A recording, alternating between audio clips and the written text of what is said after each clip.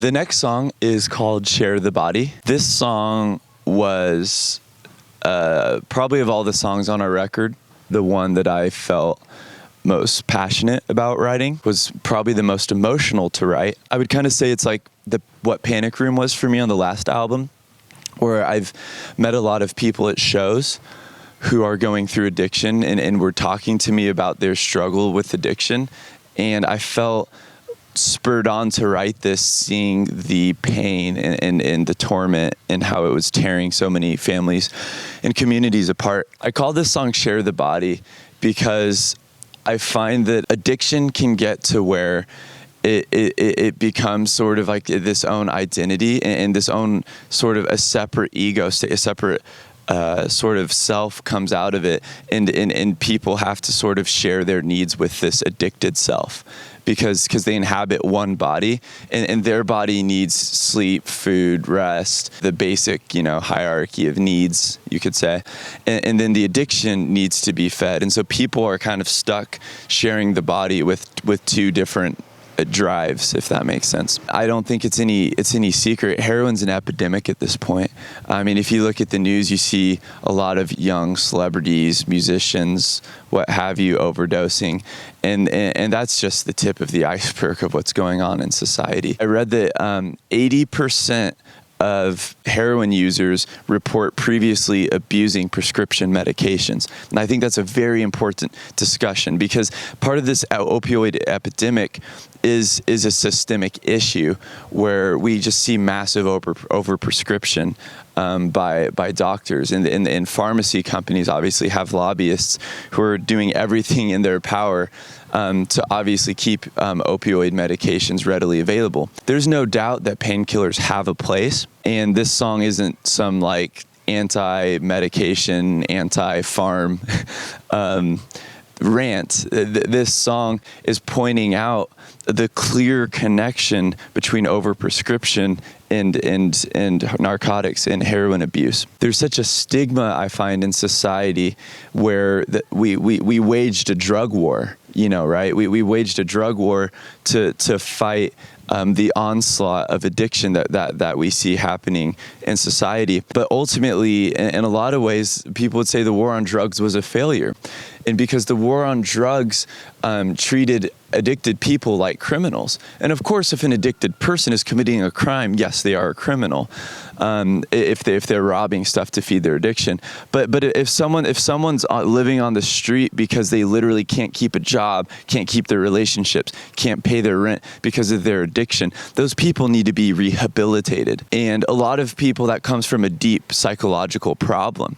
And so throwing them in prison and letting them go through withdrawals, slowly weaning them off even in prison, that's not enough. People need to be rehabilitated. People need psychological help. And we're starting to see that. I think that we're starting to treat addiction in a way that is better reflected by what psychiatrist studies are showing. But the bottom line is this is an all-out epidemic. It's killing more people every year than breast cancer, which is obviously is something we all know about, and so many of us, including my family, has been affected by. Addiction's killing more people than that, and is killing so many young people. It's hard for me to not get emotional about this, but I know 18-year-olds who I meet at our shows who are addicted to black tar heroin. They've lost connection with everyone who loves them because they will do anything to protect this addiction. And it is such a hellish addiction. And it's why we chose to do a music video about it. I don't know musically if it's anyone's favorite song in our band on this album, but we definitely felt like this is something that needs to be discussed, and why we shot the music video for it, because it really, in my opinion, fits the album's thing of apocalypse. Because when someone goes through this addiction, their whole paradigm shifts. Frankly, I think that the nature of these addictions is pretty much apocalyptic at this point. It is destroying so many communities, so many families. And as I travel across America, I see the damage it's doing. If you're struggling with prescription pill abuse, or if you're using drugs, I want you to know that you can get help. I've seen how Narcotics Anonymous has done so much in people's life.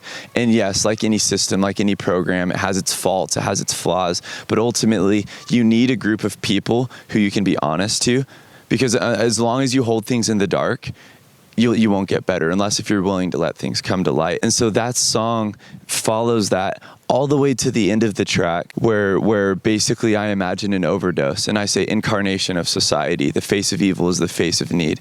Because I believe if you look at our addiction problem, that is where you see where our society really is at. Because our society is need, feeding this impulse of need. We live in a consumer society where things are run off of consumption and people find their identities within consumption, like we talk about in Vanity of Sleep. And so in some ways, I think someone who's addicted to drugs, someone who is an addict, is really manifested the basic principles of our society. But I think there's hope, I think there's healing, and it comes from community, and it comes from having the courage to get better, because I know that getting off of heroin is incredibly painful and is hellish. It is not easy.